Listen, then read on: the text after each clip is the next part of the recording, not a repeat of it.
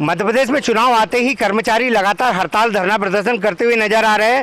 आज से एस्मा मध्य प्रदेश में पूरी तरह लागू हो चुका है। सरकारी कर्मचारी हड़ताल पर नहीं रहेंगे वहीं, लेकिन ठेका कर्मचारियों की अगर बात करें तो ठेका कर्मचारी फिर हड़ताल पर आते हुए नजर आ रहे हैं। इनका कहना है कि जो कलेक्टर रेट पर ओम साई विजन जो जिस कंपनी का ठेका नगर पालिका प्रशासन द्वारा कचरा उठाने के लिए किया गया था उसके द्वारा किया नहीं जा रहा है पालन, और साथ साथ ईपीएफ की जो राशि है उसका अभी तक कोई अता पता नहीं है। आज 50 जो ड्राइवर है यहाँ के स्वच्छता वाहन जो चलाते हैं इस पर कार्यरत है, ये सारे हड़ताल पर है। इनका कहना है कि जब तक इनकी मांगे पूरी नहीं होगी तब तक वे इसी तरह हड़ताल पर रहेंगे। हालांकि आज नगरपालिका प्रशासन ने अपने खुद के कर्मचारी भिजाकर सारी गाड़ियां शहर में शुरू करवा दी है जो कचरा उठा रही है, लेकिन सबसे बड़ी मुसीबत इन ठेका कर्मचारियों की है क्योंकि गाड़ियाँ तो चलेगी, अब इन्हें हड़ताल भी करना है, इनका हक पाना है। आइए हम इनसे जानते हैं कि क्या कुछ इनकी मजबूरी है और किस तरह से इनको ठेका लेने वाला वो परेशान कर रहा है और क्या दिक्कतें आ रही है।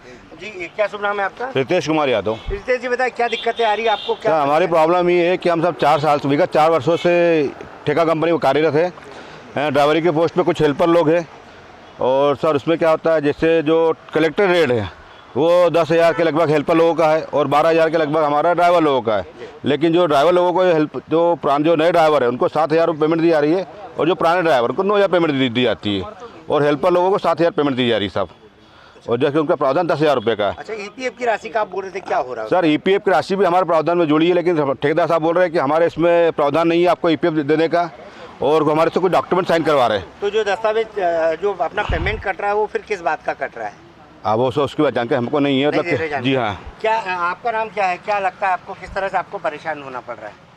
सर परेशान तो यही है कि समय पे पेमेंट नहीं दे रहे हैं। हाँ। और ईपीएफ नहीं कट रहा है, बस यही समस्या है। देखिए, इनका कहना है साफ है कि समय पर पेमेंट नहीं मिलना और ईपीएफ की राशि के बारे में कुछ बताना नहीं। हमारे साथ और कुछ कर्मचारी हेल्पर भी है यहाँ पर, ड्राइवरों की, इन्होंने बात कर ली कि 12,000 तो पेमेंट है लेकिन मिल रहा 9,000 और 7,000। इनसे भी जानेंगे क्या अभी आपका किस तरह से ये हो पा रहा है।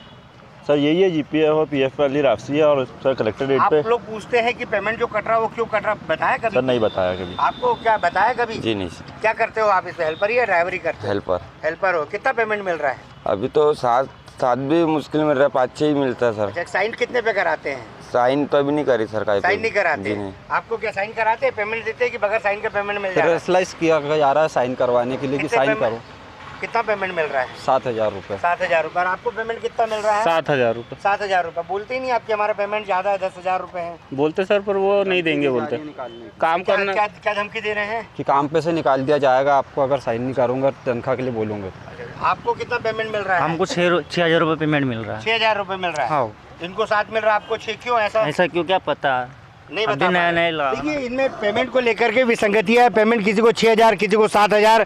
ये कह सकते हैं कि कुल मिलाकर के जो ठेका जो अपना जिसने ठेका लिया है उस ठेकेदार के द्वारा इनको भ्रमित किया जा रहा है। जो शासकीय रेट मिलना चाहिए था उस रेट पर भी पैसा नहीं मिल पा रहा है। इनसे पूछते हैं कि क्या कुछ और दिक्कतें इनको आ रही है और आगे क्या करेंगे, बताएं कि क्या लग रहा है आपको? सर मेरे साथ कुछ डॉक्यूमेंट साइन नहीं करे तो सर मुझे ठेकेदार द्वारा मुझे निकाल दिया गया है और मुझे आज सबकी पेमेंट हो गई है सर, हेल्पर लोग, ड्राइवर लोगों की, लेकिन मेरी पेमेंट आज तक नहीं हुई सर। कितने समय हो चुका आपका पेमेंट रुका हुआ है? सर मेरे को 8 दिन से मेरी पेमेंट नहीं दी गई है।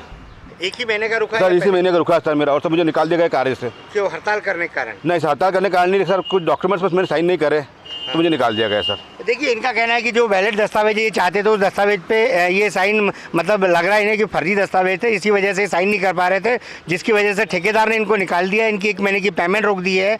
8 दिन हो चुका, 8 दिन से पेमेंट के लिए परेशान हो रहे हैं, हड़ताल कर रहे हैं, लेकिन ठेका लेने वाला जो है वो अभी तक यहाँ नहीं आया। ना ही नगर पालिका प्रशासन ठेकेदार के खिलाफ कोई कार्रवाई कर रही है। हमारे साथ और भी मजदूर यहाँ पर ये लोग हैं, आप लोग भी यहाँ पर काम कर रहे हैं। क्या लगा है आपको, पेमेंट क्यों नहीं दे रहे? सर इन्हीं की पेमेंट रुकी, बाकी हमारी लोगों की तो सबकी पेमेंट आ गई। हाँ, पूरी नहीं मिल रही। 7,000 मिल रही सर, 7,500 लग रहा है 7,000 वाजिब है? नहीं सर, हमको कलेक्टर रेट चाहिए सर, कम से कम 10, 11, 12,000 रुपये मिलना चाहिए। 12,000 चाहिए था। और बाकी और आप लोग किस तरह से आप लोगों के साथ हो रहा है, कितनी पेमेंट मिल रही है आपको? सर हमको 6, 6.5, 7,000 के लगभग मिल रही है। इससे ज़्यादा पेमेंट नहीं मिल पाती है। और तय कितने में हुआ था? तय तो बोला ही नहीं कुछ, हमको कुछ बोला नहीं है। देखिए, कुल मिलाकर के अगर देखा जाए तो ठेकेदार और जो नगर पालिका का जो अनुबंध हुआ है उसके बीच में ही सारी साठगांठ चल रही है। और ये जो युवा वर्ग है जिनको रोजगार देने की बात की जाती है, कुल मिलाकर के ठगे नज़र आ रहे हैं।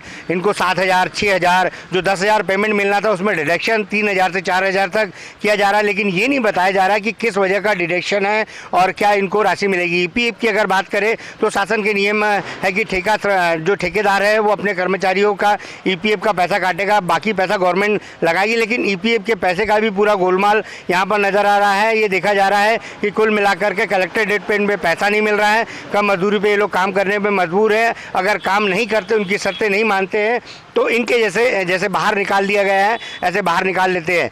सारे लोग परेशान हैं, एस्मा लगा हुआ है। प्रशासन किस तरह से इस मामले में एक्शन लेता है, कलेक्टर क्या कुछ कार्रवाई करते, तो देखने वाली बात ही होगी। नंदकिशोर पवार, IBC 24 खबर मध्य के लिए बैतूल जिला मुख्यालय से।